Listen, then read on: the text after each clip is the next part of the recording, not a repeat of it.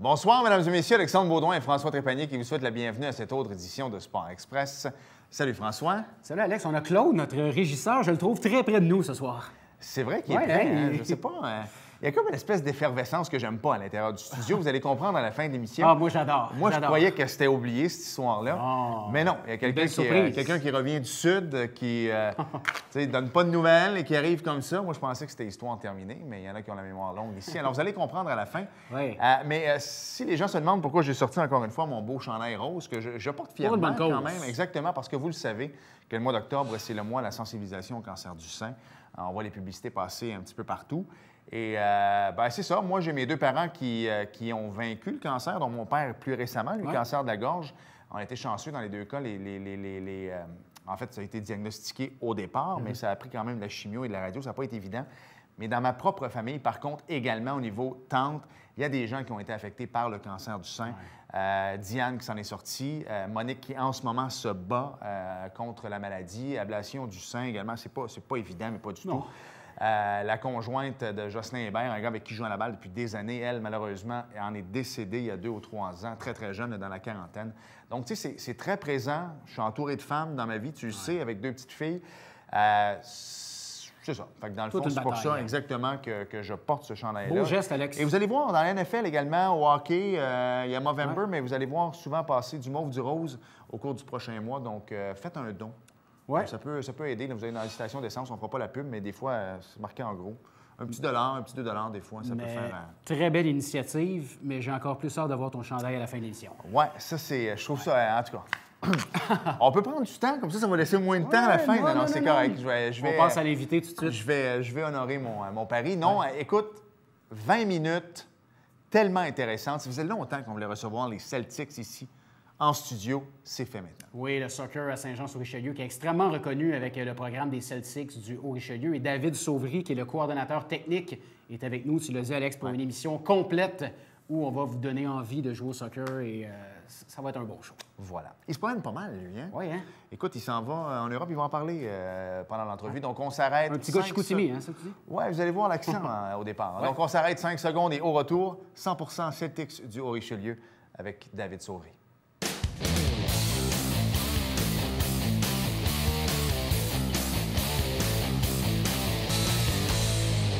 François, ça fait tellement longtemps qu'on veut parler. En fait, on parle de soccer ici à l'émission, mais on voulait recevoir les Celtics parce que Dieu sait que c'est une organisation bien en vue dans le Haut-Richelieu, une organisation qui est très professionnelle également, quelques joueurs issus maintenant avec l'Impact, dont les frères Chouanière. On va avoir l'occasion d'en parler un peu plus. Et on est avec nous pour une émission complète, le coordonnateur technique David Sauvry. Salut David. Salut. Merci. Merci d'avoir accepté l'invitation. Merci à vous. David, les gens vont remarquer l'accent. C'est pas un accent du Saguenay. Non. Tu es au Québec depuis 3 ans maintenant? Depuis 3 ans et demi, c'est ça. La passion du foot, t'es venu comment? Parce que tu es français, donc c'est sûr que c'est votre sport national, mais est-ce que c'était dans la famille ou c'est toi qui as... Toute ma famille joue au foot, puis forcément, on allait regarder mon père jouer ses matchs quand j'étais plus jeune. J'ai fini moi aussi par entrer dans une école de foot et puis la passion est venue jusqu'à maintenant travailler à temps plein dans le soccer, dans le foot. Explique-nous un petit peu ton cheminement là, en Europe. Comment ça s'est passé pour toi jusqu'à temps que tu aboutisses à Saint-Jean-sur-Richelieu? Alors moi, je suis originaire de la région de Dijon, plus précisément de la ville de Beaune. Donc j'ai commencé dans mon petit club de village et puis ensuite je suis parti dans le plus gros club qui est l'AS Beaune où j'ai fait toutes mes classes de U13 jusqu'au senior. Ensuite, j'ai étudié administration et ensuite je suis allé dans ce qu'on appelle les universités du sport, donc les STAPS, sciences techniques de l'activité physique et sportive. J'ai fait management du sport, j'ai commencé à passer mes diplômes, mes certificats d'entraîneur en France. Et puis j'ai eu la chance à 17 ans de rencontrer un Québécois qui est venu jouer dans mon club à l'AS Beaune.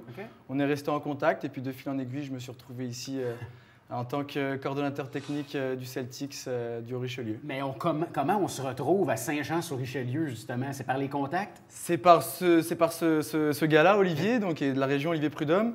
On s'est vus en vacances. Je suis venu ici en vacances, j'ai aimé, j'ai appris à rencontrer les personnes du club. Et puis, comme je vous disais, au fur et à mesure des rencontres, à la fin de mes études, on m'a proposé ce poste à temps plein. Puis j'ai sauté sur l'occasion de venir ici, découvrir quelque chose de nouveau. Et puis on sentait déjà que la passion du soccer arrivait tranquillement et qu'il y avait quelque chose à faire. Et je suis dans une structure qui est vraiment top, avec des installations au top, avec une structure administrative et sportive qui est très bien encadrée. Donc ça me permet de m'épanouir un maximum et puis de développer encore mes compétences dans ce sport. On met les gens en perspective un peu parce qu'il y a une belle ligue professionnelle en France. La France, c'est grand comme le Québec. Puis nous, on a une équipe ici qui est la MLS, mais qui est l'Impact. Mais en France, il y en a plusieurs. On grandit avec l'équipe nationale de France, avec les Zidane, avec les Laurent Blanc et tout ça. Allez les Bleus, hein? Allez les Bleus, mais quand tu étais petit, il y a une équipe à Dijon, je crois. Comment ça fonctionne? C'était ton équipe quand tu as grandi? C'est une équipe qu'on respecte parce que c'est le club professionnel, mais je ne peux pas dire que ce soit mon équipe. Moi, mon équipe, c'est l'Olympique Lyonnais. J'ai grandi dans la grande époque de l'Olympique Lyonnais, celle qui a gagné 7 titres d'affilée de champion de France. Donc en grandissant avec cette équipe-là, c'est là que ça m'a donné cette passion aussi du soccer et du football en général. Rémi Garde arrive de là, je crois. Exactement, Rémi Garde, c'est l'ancien entraîneur de l'Olympique Lyonnais et l'ancien directeur de centre de formation de l'Olympique Lyonnais. Exactement. Juste pour nous mettre dans le contexte, mettre les auditeurs dans le contexte, la popularité du foot en France, c'est plus que le hockey ici? Ou c'est semblable? C'est le sport numéro 1, puis on l'a vu encore cet été quand on a été champion du monde. La ferveur totale sur les Champs-Élysées. Même ici à Montréal, il y a plusieurs rues qui ont été bloquées parce que tous les immigrants français sont descendus forcément dans la rue pour célébrer. Non, oui, c'est comparable au hockey, mais la ferveur du sport en général, du soccer dans le monde aussi est assez énorme. Et chez nous, c'est le sport numéro 1. Tu vas en Espagne, il y a des matchs, des fois, on enlève les spectateurs, des grands stades de 100 000 personnes, puis on ferme parce que justement, ça commence à être trop dangereux. Tout le monde a écouté le dîner de cons, l'OM, l'OL. Alors, je pense que ça aussi, c'est des grandes rivalités. Oui, l'OM et l'OL, c'est ce qu'on appelle l'Olympico. Et c'est une grande rivalité.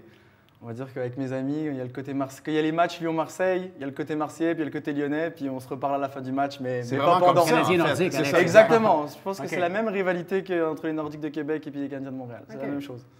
Et tu arrives au Québec ensuite, tu avais entendu parler du Celtics. Est-ce que tu as été dépaysé? Parce qu'on en parlait quand tu es arrivé à l'extérieur. Tantôt, on parlait Tu sais, vous êtes chanceux quand même parce qu'il y a un dôme ici à Saint-Jean-sur-Richelieu. Vous pouvez pratiquer votre sport 12 mois par année. Mais juste au niveau des terrains, la première fois que tu as mis les pieds ici, ce que tu as fait, là, on fait preuve de parents pauvres un peu. Non, j'ai été impressionné par les structures en termes de synthétique. Il y a beaucoup de synthétique et ce qu'on n'a pas en France. Mais c'est sûr qu'en termes de gazon naturel, oui, effectivement, en France, c'est un entretien qui est assez énorme pour nos terrains naturels. Mais il y a beaucoup moins de synthétique. Mais la structure en général du soccer et l'organisation, c'est vraiment impressionnant ce qui se passe. Alors, il y a plein de choses à développer en termes de culture, des joueurs, toutes ces choses-là. Mais les structures en elles-mêmes sont très très bonnes. Avant que tu nous expliques en détail quel est ton rôle chez le Celtics, pour mettre les gens en perspective, qu'est-ce que c'est le Celtics, l'organisation? Tu peux nous expliquer? Alors le Celtics, c'est le club qui est, on va dire, légalement représenté qui représente la ville de Saint-Jean. C'est environ 2000 membres. C'est 5 employés à temps plein, 30 employés à temps partiel. C'est beaucoup de bénévoles. C'est beaucoup de sections compétitives, récréatives, des camps d'été, des camps performance. Une équipe senior qui a été championne québécoise dans le 3 en 2017, 6e équipe nationale. C'est des joueurs qui font les équipes du Québec, qui font les sections régionales. Des joueuses aussi. Des joueuses, effectivement, je mettais ça en global, mais oui. C'est les frères Chouanière, c'est toutes ces choses-là. Donc c'est une vraie entité sportive dans la ville de Saint-Jean-sur-Richelieu. Et c'est un peu parce que les gens, souvent, on compare avec le hockey au niveau des catégories, mais comment ça fonctionne? Nous, on commence dans le MAG au hockey, puis on va jusqu'à junior.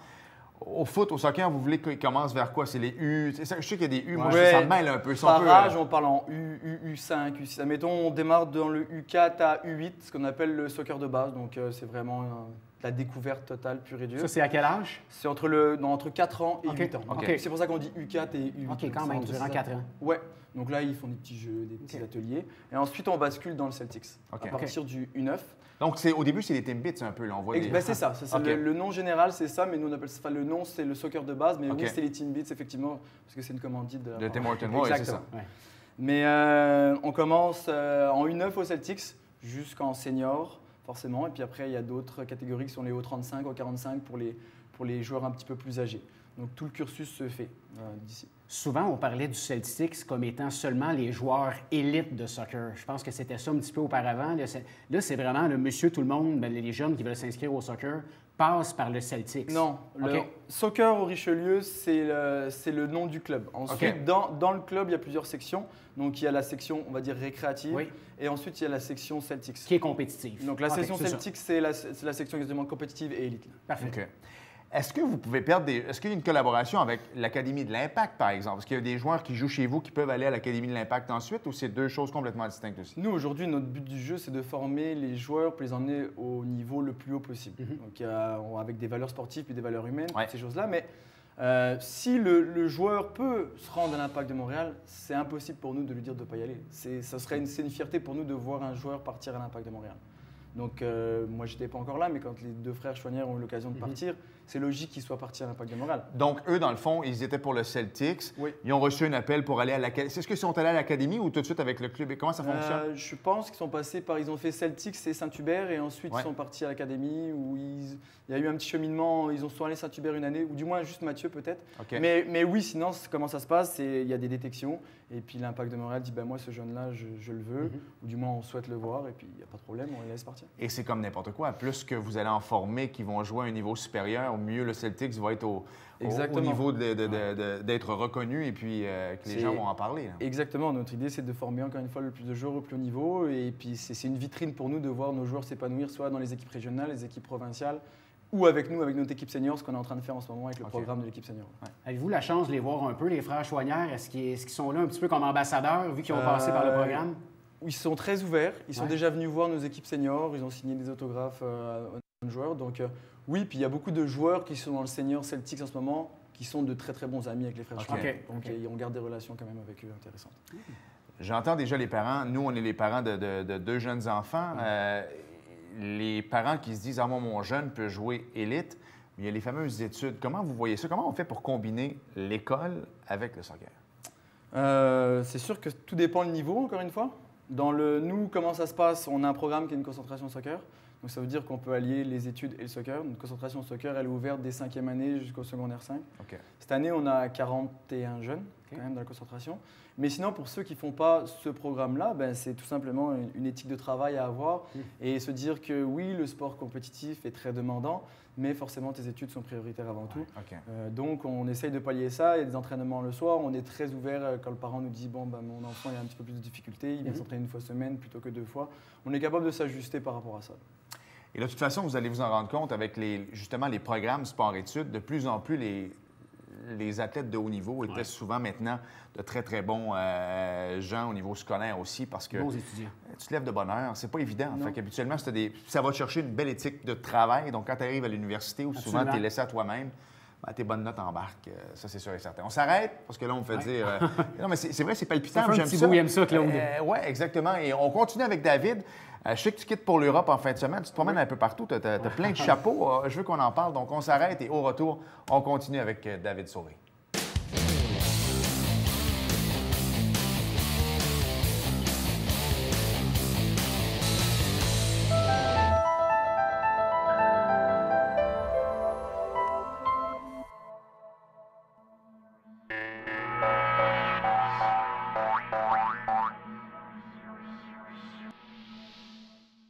Nous cumulons plus de 250 années d'expérience à vous informer. Nous adhérons au guide de déontologie journalistique du Conseil de presse du Québec. Nous sommes le Canada français, Boom 104.1 et la télévision du Richelieu, vos médias de confiance. Restez informés avec nous.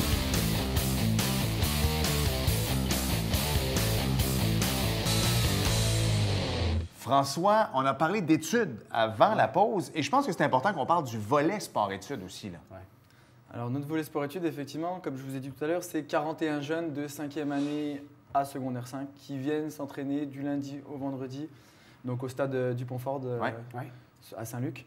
Ils arrivent à 14h15 sur le terrain, à 14h30 jusqu'à 16h15. On les divise en groupes par rapport au niveau, par rapport à l'âge aussi, forcément. Et puis, on a une programmation qu'on tient à l'année qui est sur des thèmes spécifiques, sur une planification. Et donc, du lundi au vendredi, donc on s'entraîne sur ces 2 heures. Et le vendredi, ce qui est notre journée match, on ne fait que des matchs. Donc là, c'est la journée un petit peu plus plaisir. On essaye de jouer contre d'autres concentrations soccer aussi pour amener un petit peu de compétition, mais c'est plus difficile parce que des fois, parfois, les horaires ne sont pas les mêmes. Donc on a des jeunes Celtics forcément. Donc on a 75% de jeunes Celtics. Ouais, on a 10% de jeunes qui viennent d'autres clubs aussi. Et puis après, le reste, c'est des joueurs récréatifs où on voit un besoin de s'entraîner, où le jeune a envie de s'améliorer. Donc ça nous fait plaisir de leur ouvrir nos portes aussi de la concentration soccer. Explique-nous un peu ton rôle à toi. Qu'est-ce que ça fait un coordonnateur technique? Alors un coordonnateur technique, ça planifie tout le technique, forcément, ce qui se passe sur le terrain. Donc mon rôle, c'est de dire quel est notre projet de jeu global pour le club, comment on veut jouer, comment on veut que nos équipes Celtics jouent. Et par rapport à ça, on met en place des méthodes d'entraînement et des procédés d'entraînement pour que ce projet de jeu-là ressorte ensuite sur les matchs. Donc on essaye, notre vitrine, c'est l'équipe senior, et ensuite toutes les équipes, on va dire du U9 jusqu'au U18, doivent jouer de la même façon. Alors forcément, on n'a pas les mêmes attentes envers des équipes U9 ou envers des équipes U16, mais dans les idées de jeu, ça doit être commun. Et ensuite, forcément, il y a une planification, une gestion des entraîneurs où on leur amène cette méthode d'entraînement. Il y a un relationnel aussi avec les parents à avoir. Et puis, je travaille en étroite collaboration avec Alex Maguisset, qui est le directeur sportif du club. Donc, dans le fond, quand ton jeune change de catégorie, il n'est pas trop mêlé parce que c'est le même système de jeu qu'il avait l'année d'avant. En fait. C'est ce qu'on essaye de mettre le plus en place. Dans la réalité, c'est en processus, mais c'est sûr que forcément, on a des entraîneurs avec des cultures différentes, avec des niveaux différents aussi. Donc, c'est à nous de vraiment modeler tout ça pour qu'effectivement, quand le jeune, et c'est notre but ultime, quand le jeune passe du U9 au U10 et qu'il change d'entraîneur, que l'idée soit commune et que les attentes soient communes et qu'il ait beaucoup de repères communs par rapport à ses partenaires et par rapport à notre identité. Il y a un voyage qui s'en vient en France au mois de mars prochain. Vous avez eu un tournoi de golf récemment, je sais, parce que nous, chez Location Accès Crédit, Priscilla qui travaille, son fils fait partie du U13, c'est ça, Mathis? Maintenant, ils sont U13, ils viennent de passer. Exactement. On les salue. Oui, voilà. Et puis, non, c'est un gros voyage. U13, donc égale 13 ans, si j'ai bien compris. Oui, ils vont sur leurs 13 ans, exactement. Voilà, si j'ai bien compris ce que tu disais tantôt. T'étais bon à l'école, toi. Écoute, oui, pas si mal. Mais écoute, c'est gros de laisser partir ses enfants sur un autre continent. C'est un voyage qui se prépare longtemps à l'avance. Vous faites ça chaque année? Comment ça marche? C'est la première année qu'on a lancé ce projet, donc c'est la première génération qui va partir. Donc, OK, il n'y a pas d'autres. On ne peut pas se fier sur l'an passé. Il y a eu des équipes qui sont parties, on va dire, par elles-mêmes, exactement, en Espagne, où on a beaucoup d'équipes qui partent aux États-Unis aussi en showcase. Mais là, c'est la première génération qui va partir en Europe sous la bannière du club avec on va dire, le projet et le voyage club. Donc, c'est 32 jeunes qui vont partir. Donc, les parents peuvent venir. Par contre, il y a le volet joueurs, puis il y a le volet parents, où les parents vont pouvoir venir voir les activités, voir les matchs des jeunes, mais on va être dans des endroits distincts pour manger, au niveau du logement, ce genre de choses. Donc le but du jeu, c'est un voyage formateur, c'est-à-dire qu'on n'y va pas pour faire un tournoi, on y va pour voir plusieurs places en France et jouer contre des académies de clubs professionnels ou des gros clubs amateurs en France. OK. Parle-nous un petit peu, tu nous as parlé en début d'émission comme quoi les équipes seniors remportaient beaucoup de succès. Parle-nous un petit peu de ces fameuses équipes seniors, parce que ça fait longtemps qu'on en parle. Ouais. Nous, on en parle dans nos nouvelles de fin d'émission. Il y a du beau soccer à voir, là. On est fiers de ce projet-là, de cette équipe-là qui est notre vitrine numéro 1 parce que c'est notre équipe fanion. Et le but ultime, au-delà du résultat, c'est de donner une identité de club et un sentiment d'appartenance à nos jeunes et qui se disent si je ne peux pas aller, on va dire, à l'Impact de Montréal ou finir pro quelque part, je veux jouer dans l'équipe 3 du Celtic du Richelieu. L'équipe 3 du Celtic du Richelieu, elle évolue donc au plus haut niveau amateur au Québec. Donc, on a été champion québécois en 2017. Donc, on a représenté le Québec au championnat canadien. On a une équipe très très jeune, on a fini 6e. Mais sur 20 joueurs de l'effectif, on en a 15 qui ont été formés au club. Donc ça, c'est notre fierté. Wow. Les jeunes viennent au match, ils viennent supporter, ils font l'entrée protocolaire avec nos joueurs. C'est un beau produit pour nous. Parlons un peu de toi. Tantôt, tu as parlé un petit peu, on est arrivé sur 3-4 ans ici au Québec. Mais encore en fin de semaine, tu quittes pour l'Europe. Oui. Tu fais pas mal de choses. Tu vas en Espagne, en Espagne, Qu'est-ce que tu fais autre que le Celtics, en fait? Je suis en collaboration avec ce qu'on appelle la Soccer Camp Academy. Donc, c'est un ami à moi qui a créé cette académie il y a 1 an à peu près. Et là, on part en France 5 jours à Paris, où on va faire une détection pour les jeunes Français pour les envoyer en université américaine. Okay. Et ça, on le fait en accord avec Yannick Romgosselin, qui est connu dans le paysage, qui coach le senior justement au Celtics, et lui qui a une agence de placement Sport Ambition pour les athlètes québécois et les faire partir aux universités américaines, soit au tennis ou en soccer. Donc là, on exporte ça en France. Et ensuite, la semaine d'après, on part en Espagne avec 20 jeunes Français pour un stage à Barcelone. Ouais. Et voilà, les confronter à la méthode espagnole et ce qui se passe en Espagne aussi. Vas-y. Non, vas-y, François. Je veux t'entendre sur les jeunes jouent trop aux jeux vidéo, ça fait pas de sport. Est-ce que tu vois le mélange des deux ou toi, les gens que vous côtoyez sont uniquement sur le... Comment on fait pour faire la différence entre les deux? Là? Parce que c'est souvent un débat, on s'entend, on l'a déjà eu ici, comme quoi les jeunes ne veulent plus faire d'activité physique. Tu as la chance de travailler avec des jeunes, qu'est-ce que tu leur dis? On voit qu'ils aiment les jeux vidéo. Ça, on le voit. Ça va toujours rester. Hein? Non, ça, il n'y a pas de problème. Puis ils vivent avec leur époque et c'est normal. Mais je veux dire, la passion est là. On a des jeunes qui s'entraînent 5 fois au sport-études, qui s'entraînent 3 fois le soir avec le Celtics, qui vont aux sélections, qui jouent avec leurs équipes, qui font 15-20 heures de sport par semaine. Et oui, quand ils ont un moment de répit, qu'ils ont fait leurs devoirs et puis qu'ils sont chez eux, effectivement, ils jouent tous à Fortnite.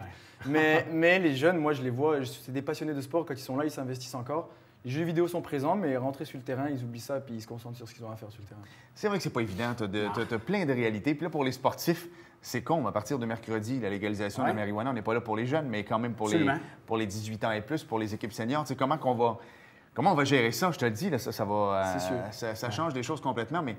Tu sais, moi, je disais tout le temps, je riais de mes parents quand la technologie des cellulaires a sorti. Comment ça que tu comprends pas ça? Aujourd'hui, c'est Fortnite. Je ne comprends rien Moi non plus. Fortnite. Moi non plus, mais les jeunes s'en vont là-dessus. C'est pour ça que je me dis, dans le fond, je commence à ressembler à mes propres parents avec la nouvelle technologie parce que moi-même, je ne comprends absolument rien là-dessus. Mais est-ce que les jeunes européens et Canadiens, Québécois se ressemblent? Est-ce que quand tu vas d'une place à l'autre, tu dis c'est semblable ou il y a encore des philosophies qui sont différentes d'un continent à l'autre? Ça se ressemble en général, mais si je parle pour la culture soccer, c'est sûr que la culture soccer est beaucoup plus imprégnée en Europe. Je veux dire, nos jeunes regardent les matchs, ils connaissent les joueurs par cœur. Ça commence à arriver au Québec, mais je dirais que je parle pour les jeunes joueurs de soccer que je côtoie. Ils ont une très grosse culture hockey encore, ou football, sur ce qui se passe, mais regarder un match de soccer, pour certains, c'est compliqué encore. Donc, au fur et à mesure, on les introduit aussi à cette culture parce que c'est important qu'ils regardent ce qui se fait de mieux au niveau professionnel pour être capable d'interpréter, puis pourquoi pas de refaire ensuite sur le terrain. Chaque jeune joueur de hockey rêve de jouer pour le Canadien de Montréal. Est-ce qu'on peut sentir au soccer que l'impact de Montréal a de plus en plus un rôle important auprès des jeunes? Je pense que oui. De plus en plus, ça fait rêver les jeunes. Et avec la Coupe du Monde en plus qui s'en vient au Canada, on sent qu'il y a quelque chose qui est en train de se passer et que les jeunes, c'est leur... Peut-être qu'avant, c'était un sport numéro 2, le soccer, mais de plus en plus, c'est leur sport numéro 1. C'est dans celui-ci qu'ils veulent aller, qu'ils veulent s'établir et qu'ils veulent se développer. Donc, on le sent de plus en plus. Et s'il y en a qui peuvent devenir professionnels, tant mieux. Et tu disais tantôt que tu commences à regarder un petit peu au niveau des joueurs européens pour les amener en Amérique, au niveau des collèges américains. Est-ce que tu sens encore, est-ce que la MLS ou le foot nord-américain commence à changer un peu aux yeux des Européens? Parce qu'avant, on était un petit peu plus réticents. Là, de plus en plus de gros noms. Didier Drogba a aidé beaucoup la cause avec l'Impact de Montréal.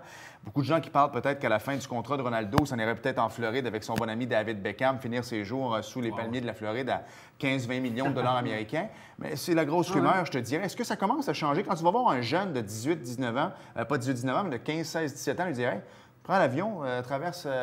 l'océan, puis va dans un collège américain. Est-ce qu'ils commencent à écouter ou sont encore réticents? Ça commence. Mais ce qui fait rêver surtout, c'est la vie universitaire américaine aussi et le professionnalisme que ça amène.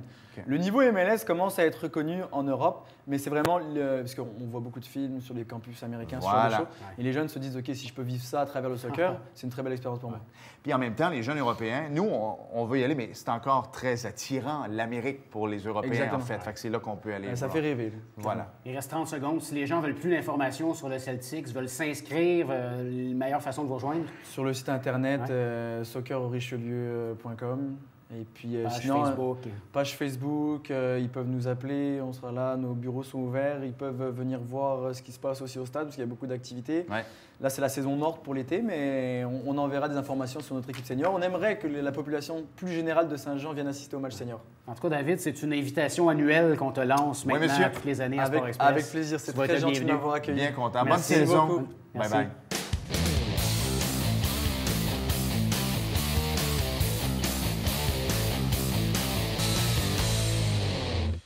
Alors, François, c'est pas que je veux pas qu'on me voie, mais écoute, comment mes amis vont... Tu sais, j'ai pas le choix de me cacher. T'es en train de me dire que t'as sorti ton déguisement des pattes, toi, ou... Ben, j'avoue que ça pourrait faire un très beau déguisement. Non, moi, je vais porter avec fierté à ta place. Non, mais je vais l'enlever parce que j'ai fait un pari, avec Stéphane Laroche. Alors, voilà. C'est fait. Pari... c'est 3 minutes, hein? Enfin, il faut que je m'en... Écoute, c'est Tom Brady. Non, tout à fait. C'est Tom Brady. C'est un délice de voir ça. Il est beau, quand même. C'est bon, on commence à jaser. Non, mais ça va se terminer là. Moi, j'ai toutes les couleurs des Dolphins. Mais tu sais, il manque un 3 ici. Mais là, est-ce qu'on risque de voir Stéphane ici avec un chandail des Dolphins un année ou... Non, mais en fait, fais-toi-en pas, il y a un deuxième match. Hein? OK. Donc, on va reprendre un autre pari pour le deuxième match. OK. Vas-y tout de suite avec le football scolaire. Oui, les Titans qui ont perdu 27-10 face aux Grenadiers de Louis-Philippe Paré.